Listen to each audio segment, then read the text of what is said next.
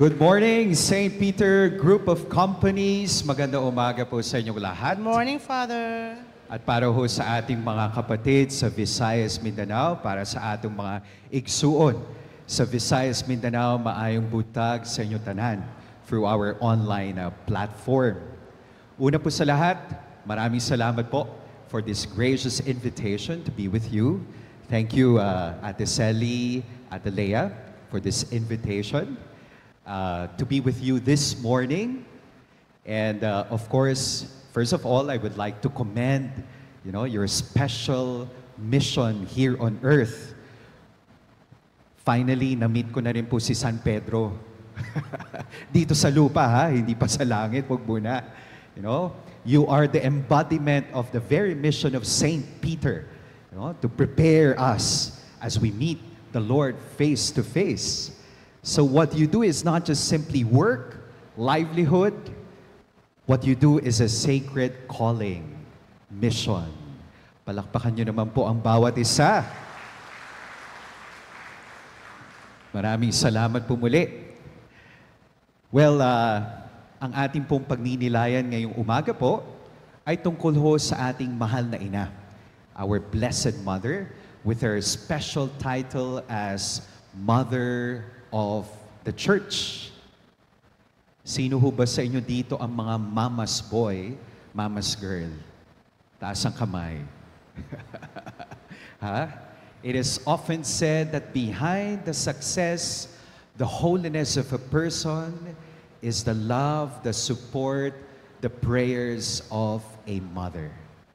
Sabi ho ng ating mga kapatid na Hudyo, Jewish people, God is so busy, that is why He created mothers.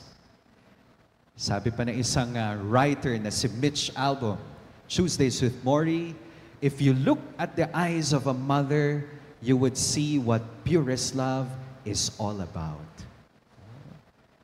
We thank the Lord for the gift of our Blessed Mother.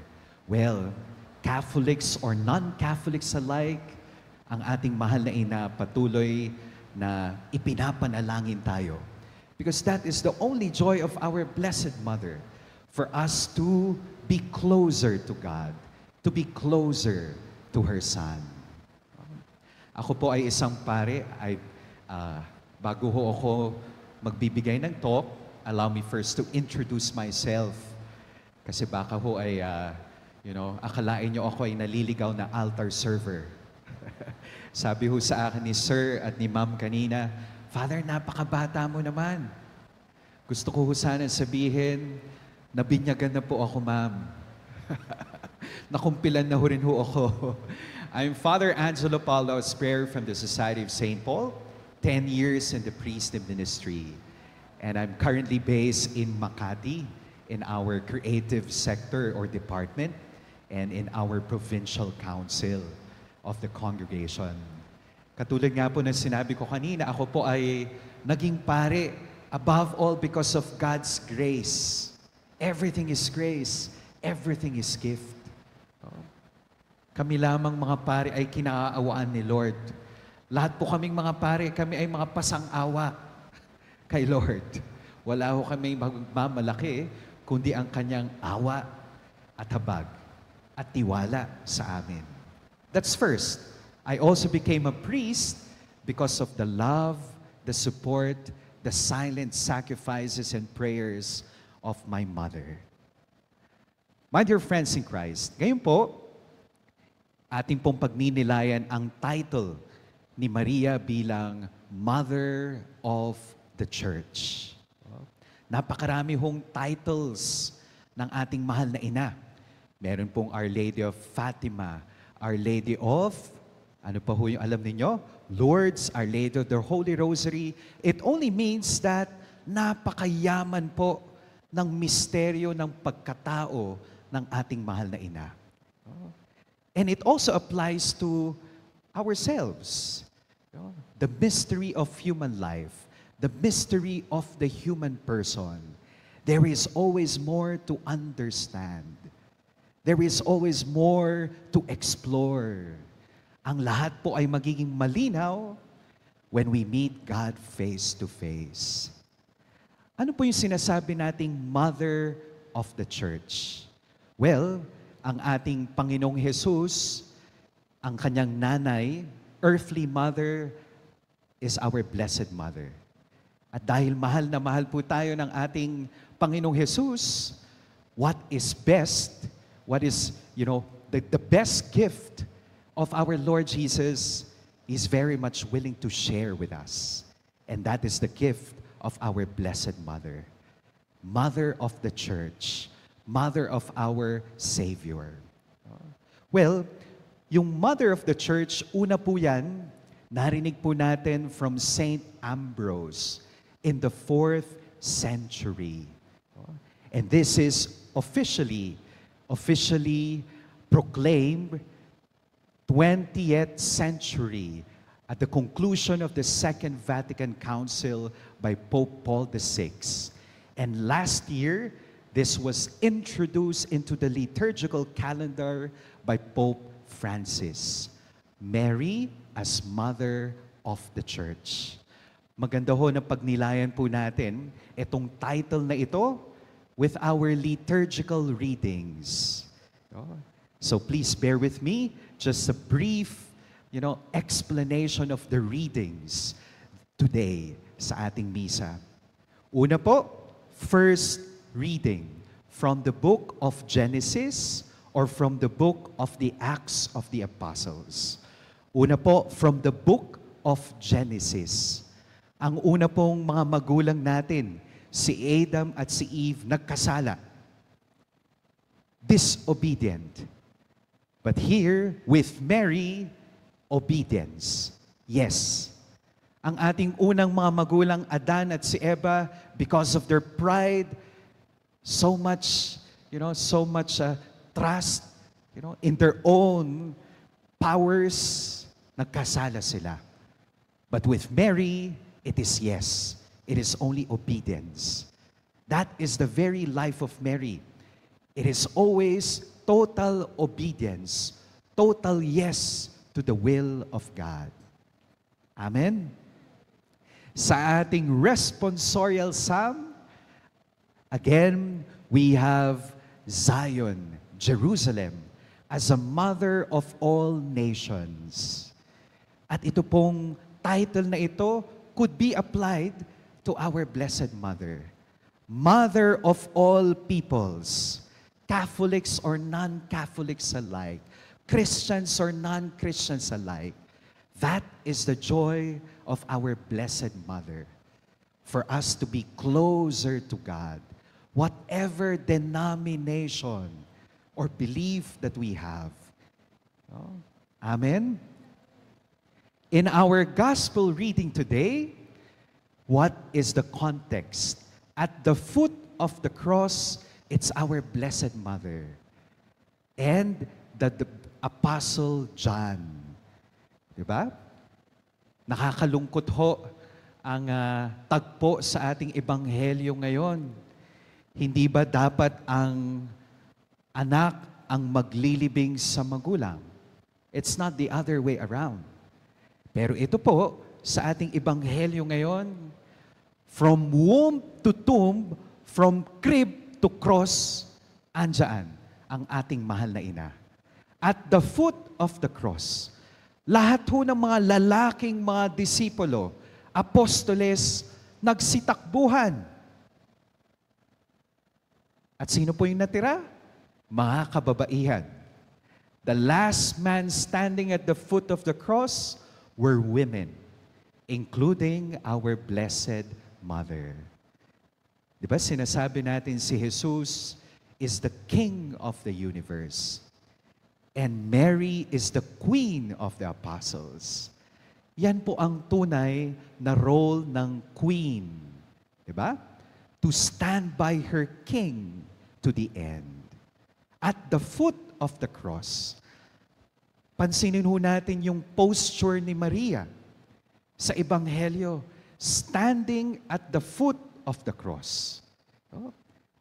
In spite of the intense suffering of Mary, hindi ba ganyan ang mga magulang? Taas ang kamay ng mga magulang dito. Parents, di ba kapag nagkasakit ang inyong mga anak, totoo ho ba yun? Sasabihin nyo sa inyong sarili, ako na lang sana ang nagkasakit. Times 2, times 3, times 5 ang nararanasan ninyo. Napakaganda ng disposisyon ni Maria. Matapang si Maria. Standing at the foot of the cross. Hindi ho siya nasa ground, naglulupasay. Siya po ay nakatayo. Nananatiling nakatayo. Lumalaban, nananalangin para sa kanyang anak. Okay lang ba kayo? Yan. Parang napakaseryoso ninyo. Andito yung inyong mga boss. My dear friends in Christ, let's go to the practical application of the gospel reading and the liturgical readings. What can we learn from Mary? 3 things. Una po, look up. Look up po. Yan. Ano pong nakikita ninyo? Ceiling. Look up, ibig sabihin, pray for a grateful heart. Magnificat of Mary. Second, look within. Within. Conservabat. Pray for the grace of a listening heart. Contemplative heart. Discerning heart. And third, look forward. What we call stabat. Stabat and fiat of Mary. We continue to grow in our love and service with our own particular mission in life.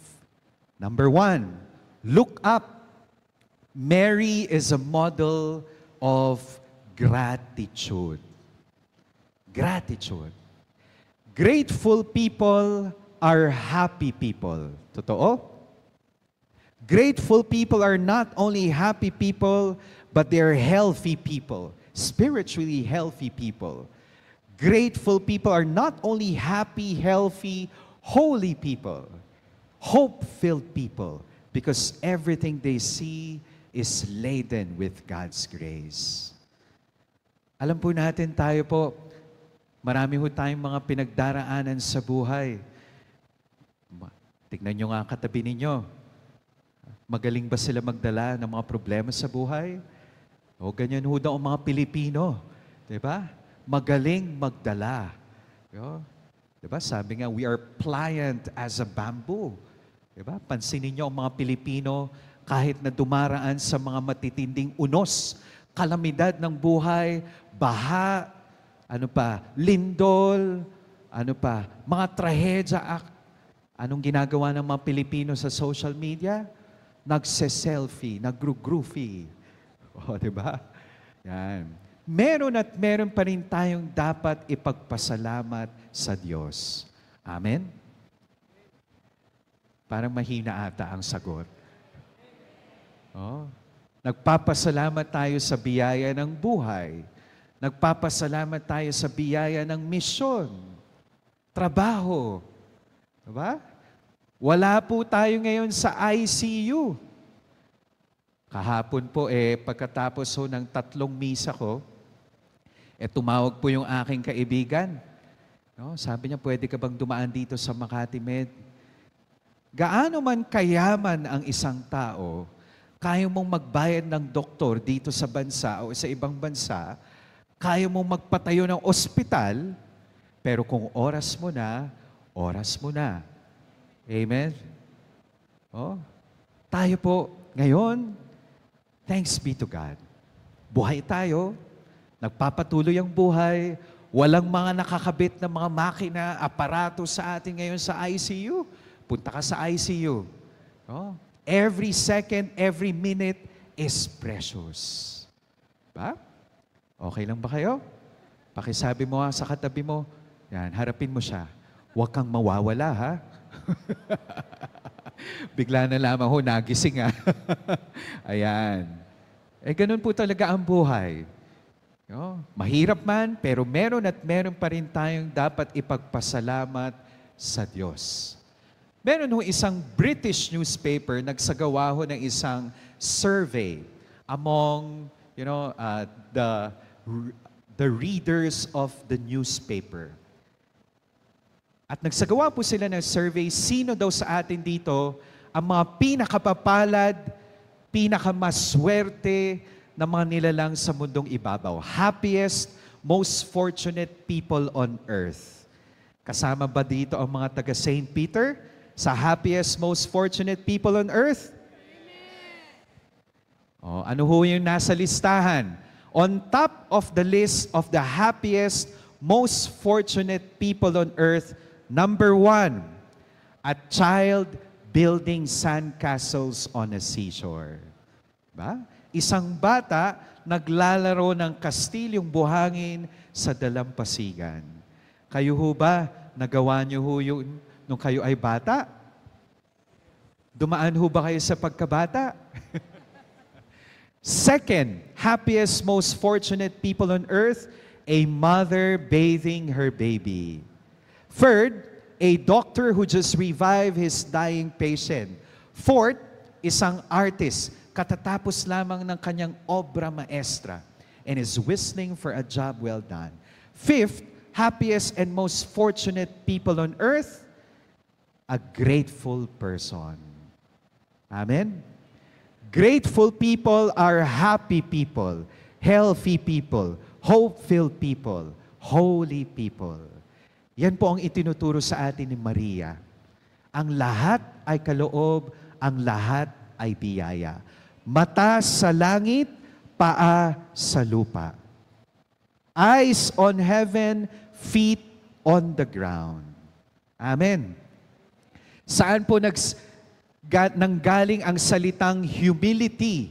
Humility. Saan po? Humus. Ibig sabihin, lupa. Yan. Lupa. Ang isang taong humble, makalupa. Oh, bakit po kayo tumatawa? Siguro hinihintay nyo yung salitang amoy lupa. Yun po talaga.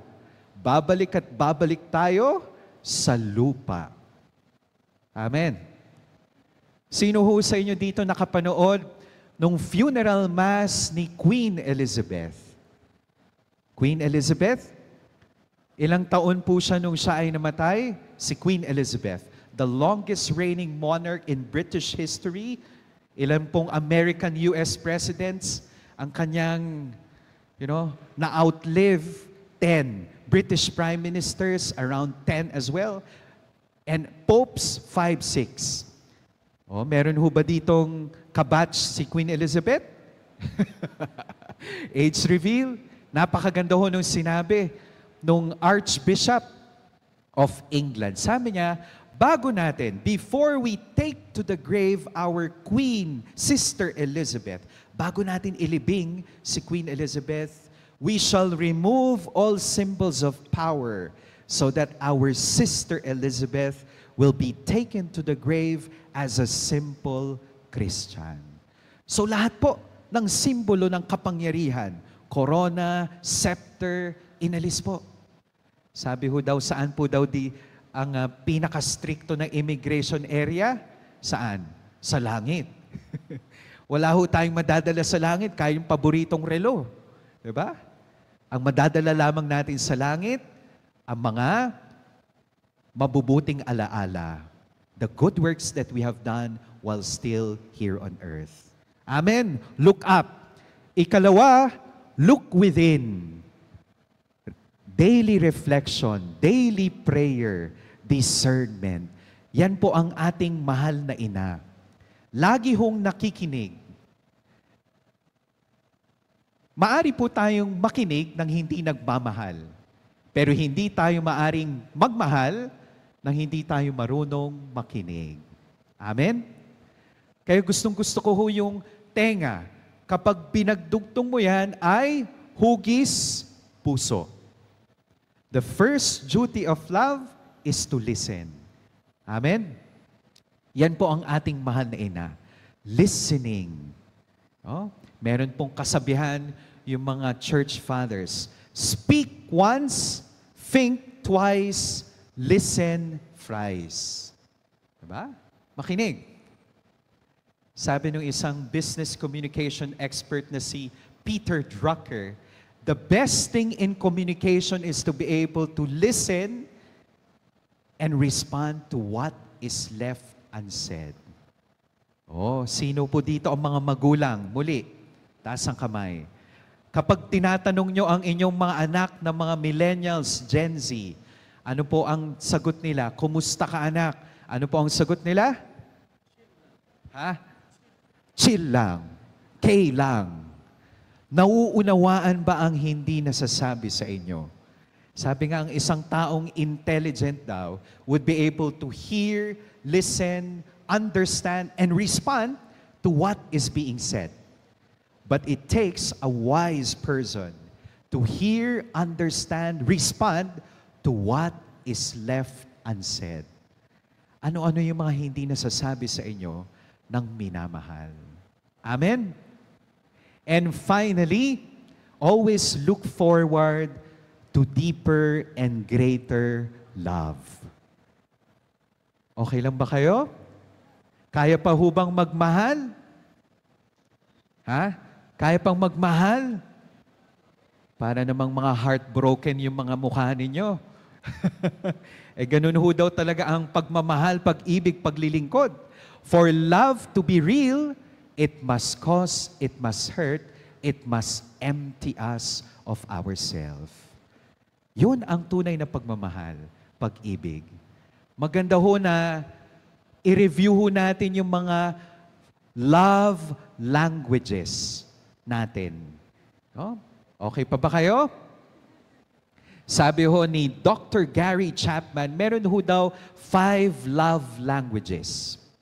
Bawat tao may kanya-kanyang pamamaraan ng pagpapamalas, ng pag-ibig, pagmamahal, paglilingkod.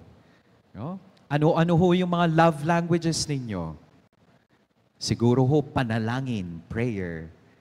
Meron ho akong kaibigan, yung kanyang love language, yung kanyang sweldo. Kapag kinsenas, Father, ibinibigay ko yung buong sweldo ko sa asawa ko. At doon tapos na ang usapan. Ano-ano ho daw yung 5 love languages that we can reflect and deepen as we reflect also on the life and witness of Mary. Number 1, the first love language is words of affirmation. Words of affirmation. Love needs to be expressed. Spoken, written, or texted. Okay? I love you, I'm sorry, I appreciate you, thank you. Amen? Nandiyan pa ba kayo? Yan. Siguraduhin lamang natin, hindi ho maliligaw yung text message. Hindi ho maro-wrong send o miss-send. Baka po instead of love, love, love, World War III ang mangyayari. Second love language is time. Time. Not just time, but quality time. Okay? It's not just having time, but making time. It's not just investing on time, but being able to waste time for the beloved. Amen? So, kailangan balance. Merong oras para sa Diyos, merong oras para sa minamahal, merong oras para sa sarili. Bakit? Kasi hindi ho natin maibibigay kung ano yung wala sa atin. Nemo dat quod non habet. We cannot give what we don't have. Amen? Kuminsan sinasabi natin, bukas na lamang. Bukas ko na lamang sasabihin, I love you. I'm sorry. I appreciate you. Please forgive me. Bukas na lang. Paano kung wala ng bukas? Oh. Is it really one more day or one day less? Amen? Nandiyan pa ba kayo? Okay. Ikatlo, language of gifts. Kayo ho ba mahilig magbigay ng regalo sa inyong minamahal? Gusto niyo ho ba yung nagbibigay kayo o laging tumatanggap? Hindi na uso, Father, yung gift, GCash na lang o Paymaya. Ang tunay na pagmamahal, given, receive, reciprocated. Tama? Pero alam po natin na kung minsan ang ating pagmamahal, pag-ibig, paglilingkod, it's not reciprocated. It's one-sided. Sabi nga dun sa Facebook meme, ang pag-ibig, pagmamahal ngayon para daw pamasahe sa jeepney. Kung minsan hindi nasusuklian. Totoo ba? Pero lovers, they continue to love, serve, because it is who they are. Amen. Okay, we're about to end. Please bear with me. Ika-apat is the language of service. Paglilingkod. Naalala ko ho nung Mother's Day, sabi ho dun sa social media, napakahaba ng appreciation post para kay nanay. I love you, Mommy. You are the best in the world. Pero ayaw naman maghugas ng pinggan. Diba? Real love is concrete. For love to be complete, it must be concrete. Amen? And finally is touch. Touch. It is the ultimate language. Alam niyo ho, ako po ay pare. From time to time, ako po ay naiimbitahan to minister to the sick and the dying. Diba? Kuminsan po sa ospital, andyan po yung mga kaanak, tas andyan yung naghihingalo. Of course, kapag sobrang hirap na yung pasyente, sasabihin na lamang ng mga kaanak, sige na, kaya na namin to para hindi ka na mahirapan. Diba? Touch. Huwag mo lang kalilimutan yung password sa bangko. Biro lamang po. Touch. It is the ultimate language, so to speak. My dear friends, how can we deepen our love, appreciation, witness of the Blessed Mother's virtues? Muli po, look up. Be grateful. Look within. Be contemplative. Be prayerful. Be discerning. And third, always look forward in greater and deeper charity. Amen. Palakpakan po natin ang bawat isa.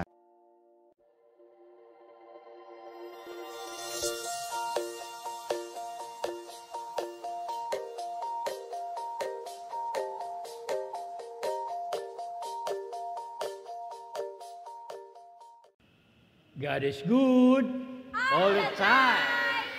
Thank you for joining us today. View our past broadcasts on our Facebook page, St. Peter Community, and subscribe our YouTube channel.